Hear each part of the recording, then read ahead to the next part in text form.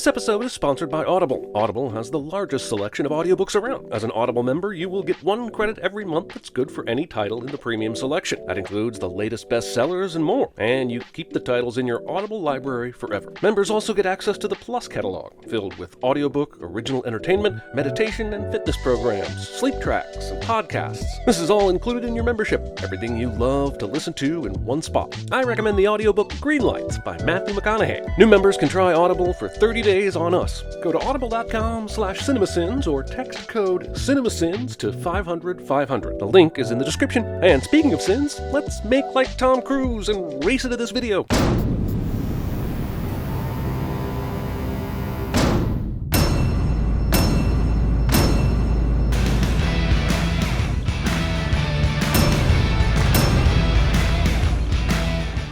So this is the world, and there are almost 6 billion people on it. Weirdly enough, this is the exact same way Tom Cruise opens his Scientology hype videos. Just wait until he gets to the part about Thetans and Xenu and shit. Really brings the house down. Also, don't think we forgot about the Maguire oration. She's picturing her ex-boyfriend right now. Oh, sure, because there's no way this female boxer would have motivation to, box if she didn't have a raging man-hating lady boner. Jesus Christ, is there a company mandate that everyone has to wear white button-downs at this firm? This is as disturbingly monochromatic as the array of black umbrellas at a movie funeral. I will not rest until I have you holding a Coke, wearing your own shoe, playing a Sega game featuring you. You had me at Sega, Jerry. You had me at Sega. This is his 4th concussion. Shouldn't somebody get him to stop? It would take a tank to stop your dad. This dialogue inspired the NFL corporate mission statement on player health for the last 25 years. The opening of this movie has so many close-up shots of Tom Cruise's eyes that I'm convinced Cameron Crowe was literally lost in them. Ah, yes, remember the little trackball on those older laptops? That was impossible to master. Truly the technological equivalent to the clitoris. Noted in. Tom Cruise runs down a street in a movie cliche. And bonus points for him doing it in the rain. Everybody got a copy. I love seizing the day and all the other Latin phrases Dead Poet Society taught me, but Jerry is a smarter guy than this. No one was reading mission statements or memos in 1996. I'm not even sure anyone was reading books in 1996. Do you know what the top-selling book was in 1996? Correct, you don't. No one does, because they weren't reading. Actually, it was Runaway Jury, but regardless, he should have rented an auditorium and had Tony Robbins speak for him. He still would have been fired, but he might have gotten an infomercial contract out of it.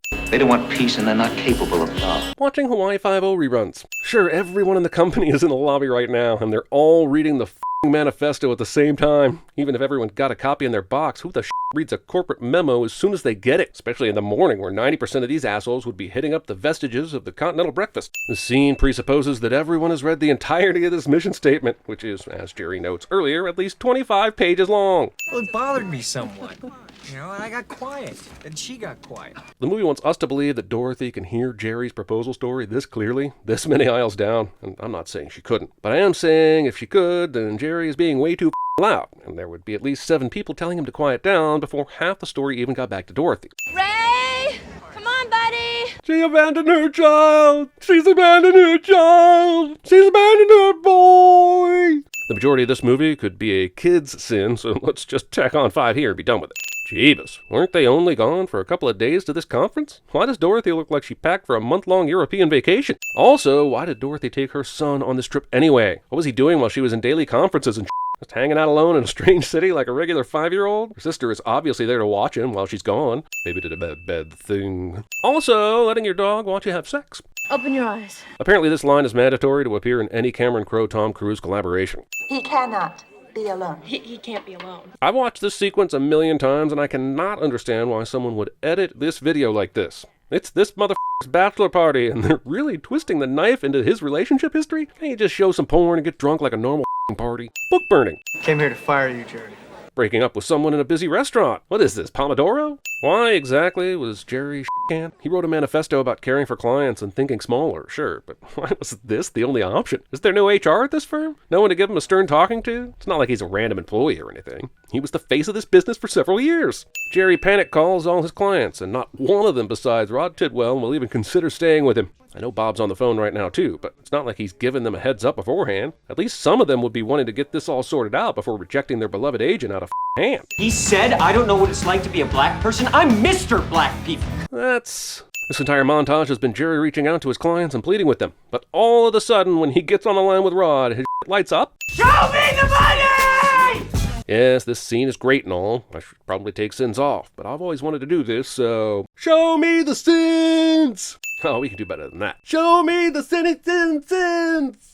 As Jerry's screaming his support for Rod, I'm wondering, why is he still in his office? Not like Bob told him he could finish out the day or anything. Hell, he's even getting support from his administrative assistant. White Sox fans. I'm starting a new company, and the fish will come with me. Fish napping. Also, this is a pretty big company, and it looks like pretty much everyone stuck around to watch Jerry leave. I know everyone likes to watch a freakout, but you can hear a goddamn pin drop in here, man. No one tries to interject anything during this meltdown. Do we even get a reason that Bob Sugar's such a dickhead, especially to Jerry? He just is. I would like a little background on who hurt Bob back in the day to make him this way, in the same way that I wanted Thanos to get an origin story movie before Infinity War. This is embarrassing. Hey, if you think this is bad, wait until you see 2017's version of The Mummy. Dorothy Boyd, thank you. The fact that Jerry lets Dorothy come with him, knowing she is a single mother with a small child, makes him the biggest villain of this film. Be mad at Bob Sugar all you want, but he was still going to allow Dorothy to earn a salary and benefits, making out on an elevator with other people in the car. Also, they only go down like 2 floors. They seriously can't keep it in their pants for 2 floors. Where is Ray? Jesus, this lady's sole character trait is constantly losing track of her only child. You know I don't do contracts.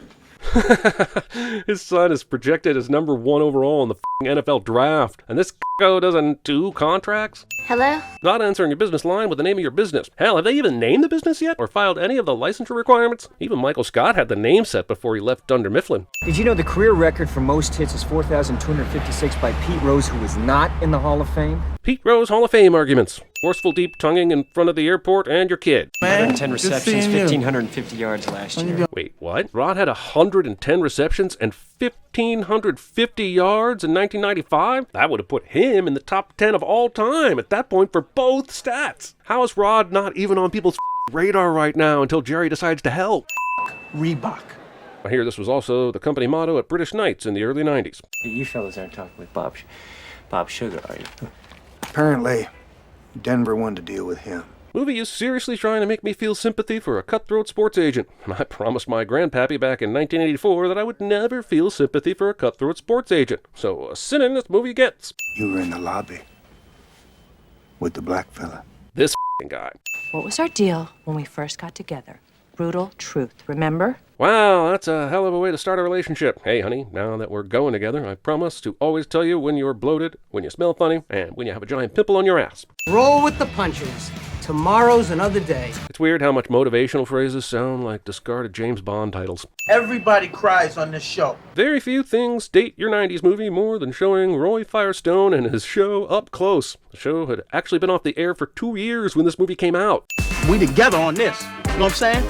Being this loud on a crowded airplane. The airplane etiquette in this movie is jumping rope while intoxicated. What the hell is that light doing there? You know how low an overhead light has to be for Tom Cruise to hit his head on it? Well, light height spites anyone who's not a sprite. This guy would go home with a gardening tool right now if it showed interest. Well, sure. Don't you own any hose? Do you know what other women my age are doing right now? It was the mid-90s, so I assume a little bit of blow and some occasional butt stuff. Make a sandwich. A sandwich? What happened to the chicken Laura warmed up? She said it was still edible. Who wants a ham sandwich when there's f***ing roasted chicken on a literal table? My mom took me to the zoo, and I love the zoo. And 15 years later, we bought a zoo. But then 4 years later after that, we had to say aloha. It's been approximately 72 hours since Dorothy went to get beers for the two of them. Also, serving any more alcohol to a guy that's already this drunk. One of the biggest sins of this movie is the fact that Jerry places this wet-ass beer on this elegant mantle without a f***ing coaster. Here. Oh yeah, that should fix that sucker up in no time. Wait, Dorothy invited Jerry over, spent a million years preparing food, changing her clothes, and pouring drinks, but called a cab to pick him up literally 3 minutes later? Don't feel like Clarence Thomas. This is sound advice, but unfortunately, the person who needs to take it the most is the actual Clarence Thomas. Hey, I'm back. Tom Cruise is really great in this movie, don't get me wrong, but there is a decent number of scenes where he totally looks like he's summoning Ben Stiller's impression of him to get where he's going with the performance. I am an athlete. I am not an entertainer. Fine. I like this movie, but damn, the performances are almost always turned up all the way to 11. Unless you love everybody, you can't sell anybody. What? You're the nanny, said au pair. Even when Dorothy had a steady gig, how the hell does a 26-year-old single mom who lives with her sister afford an au pair? And she always seems to have her son around, even on work assignments, so why does she even employ him? Tonight, I'm going to teach Ray here about jazz. Good, that'll put him to sleep early. Jazz shaming, but also totally fair. Standing in the middle of a city street without even glancing either way. I'll be back in just a second. I'd give all the sins back to this movie if the next shot were of Dorothy in the bathroom rapidly standing up and saying, "I said God damn!" into the mirror. I'll grant these two have chemistry, but Jesus Christ, how is this movie not the cautionary tale of mixing work with sex? They're not equal business partners, right? I'm sorry, there's just enough creepiness in this whole relationship that I'm forced to sin it. Also, making out on your lit front porch in front of God and everyone. She's great. Yeah. Chad has been around so much after they started making out that I can't believe everyone's boners are not dead. This is Miles Davis and John Coltrane. God, he listens to jazz on cassette? Who is this monster? Also, Todd Luiso's audition tape for High Fidelity somehow makes it into this movie. So what does that make me, Laurel? This argument is almost as loud as the noisy sex Dorothy had with Jerry last night, and I'm convinced this woman has zero awareness of other people in this house. Look, I've gone this long without saying something, and I've resisted taking a sin off, but Ray might be the most adorable child ever to be in a film. I just want to pinch those cheeks. Jerry, tell me what to do. You sure you want to take advice from a 35-year-old that decorates his house with a life-size standee of John F. Kennedy? Pulling him? Then you shouldn't have begged me to hire him! Even if Rod has an attitude problem on the field, I don't understand why he has this big of a problem getting commercial work, considering he's one of the best players in the game. Have you seen some of the big commercials they give to the top athletes? Some of those things make the Donovan McNabb chunky soup ads look like Oscar bait. Watch yourself. First off, Jerry didn't see this before now. Second, why the is this boom extension out in the middle of the f***ing road? Third, why did they walk straight into this thing instead of going around it? Ray. It's a shame about Ray. What if we stay together? What if we got married? I realize this is how these stories work. Guy gets brought back down to the basics, and we see him pick up the pieces, make something new of himself, and he comes out on the other side a better person. But with over half the movie gone, we get this whammy of Jerry being an even bigger dick than he was when he let Dorothy leave her previous job. We're supposed to be rooting for this guy, right? Do you, Jerry Maguire, take this woman to be your lawfully wedded wife? No, not yet. I now pronounce you husband and wife. But they never actually answered the "do you take" questions. They just told Ray not yet. You this up, I'll kill you. Not to get all Bill Simmons on you, but you know who wins this movie? Bonnie Hunt, man. Everyone else is pretty great. She's the key to the whole movie. 1 cent off for a performance that's nearly forgotten. Wait, they're watching the wedding video like a few hours after the actual wedding? Did they forget what happened? Wedding video focuses so much on Jerry here that I'm wondering if the videographer had the same obsession that Andrew Lincoln had with Keira Knightley in Love Actually. Rod's looking great, but it's only against the Eagles. Anybody else here worth talking to? No. Dude, Rod's whole thing is a flashy attitude and hyper-fast chatter. He may not have endeared himself to the locker room, but to the f***ing media? He's a gold mine. Ain't no way they're ignoring his ass, especially after he had a good game on the field. My entire client roster. Don't I know this? Why hasn't Jerry even tried to grow his client roster over the last several months? You're telling me there's not one figure skater, soccer player, or mathlete that isn't with one of the big firms? My point is that there's at least some money to be made out there. That's an answer. That's the answer. It's not sexy. That's an answer. Cuba Gooding Jr. really does give a great performance here, and while the show me the money scene is what everyone calls back to, and rightfully so, it's the smaller moments like this that really round out his performance and give it that extra oomph. Right now, you are a paycheck player. You play with your head, not your heart. This conversation is being held within earshot of the fans that just asked for Rod's autograph. Way to devalue that paraphernalia in the open market, dipshit. And that's the truth, man. That's the truth. Can you handle it? Career callbacks. Here, the Cardinals are playing the Pittsburgh Steelers, but in the previous scene, the Cardinals were playing the Indianapolis Colts. Even in 1996, the Colts and the Steelers were in different divisions in the AFC, and the NFC teams wouldn't play two AFC teams from different divisions in the same season. This is a season of lies. I love this couple so much, I'm sinning the movie for them not being married in real life. I want Cuba King to be a thing. Let's just call this next road trip what it really is. A nice long break. Yeah, but he's headed off to Indiana, and it would be even more torturous than being married if you're asking him to stay there for any prolonged length of time. Here's just a mission statement. I know I'm supposed to be invested in this moving scene, and it certainly is moving, but all I can think about is how f***ing ugly this fish is. Triple-decker pizza! Holy shit, I forgot that was a thing. How did anyone survive this f***ing decade? Movie spends way more time on the actual football footage than I recall. Does anyone really need this for the ending of Land? We're only here for you complete me and shit, right? Check his neck. It could be his neck. These team doctors trip me out in this movie. They basically just poke around on Rod for a few minutes before literally clapping to wake him up. Hell, they don't even take the football out of his hands. doing this after a severe concussion. Also, there's a minute and 7 f***ing seconds left in the game, asshole, and you're playing Troy Aikman. There's premature celebration, and there's this. Jerry running from Phoenix to LA doesn't take nearly all the sometime it should. Oh, remember that this ending is set during the holidays? Why don't we ever get the Jerry Maguire as a Christmas movie discourse every year then? I'm looking for my wife. This scene is as good as advertised, but we just watched 20 to 30 minutes of Jerry being an aloof dick to Dorothy, and really haven't seen anything that buys Jerry this reprieve. He 100% doesn't earn this outcome, no matter how much fun it is watching him try to. This is where it has to happen, and this is where it has to happen. You haven't even asked her to go talk with you somewhere else. I feel like you wanted to make a scene more than you were forced into it. This used to be my specialty. You know, I was good in the living room. They send me in there, and I do it alone. Seems like an odd choice to have you masturbate in a stranger's living room, but whatever gets you clients, I guess. You complete me. Codependency. Arizona Cardinals, 4 years, $11.2 million. I know this is even more than what Rod was looking for, but would they announce this on a TV show before Rod even had a chance to see the contract or sign it? I can't play the music, but I assure you that this is a total Bob Dylan song appears in a Cameron Crowe movie cliche.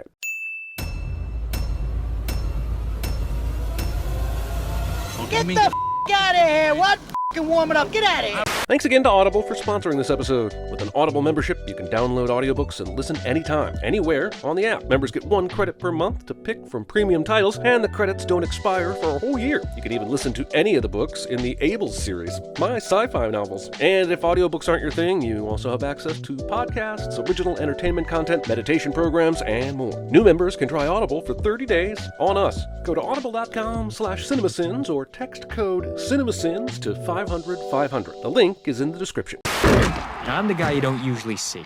I am Haru. Do not worry about Haru. This ninja knows no fear. Open your eyes. I just need to know. Are you a Mexican or a Mexicant? Show me the money!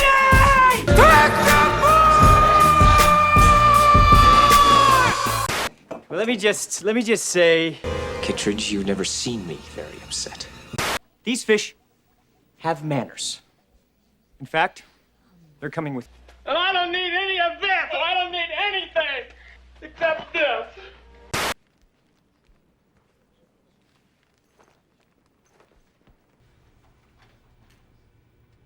Oh no.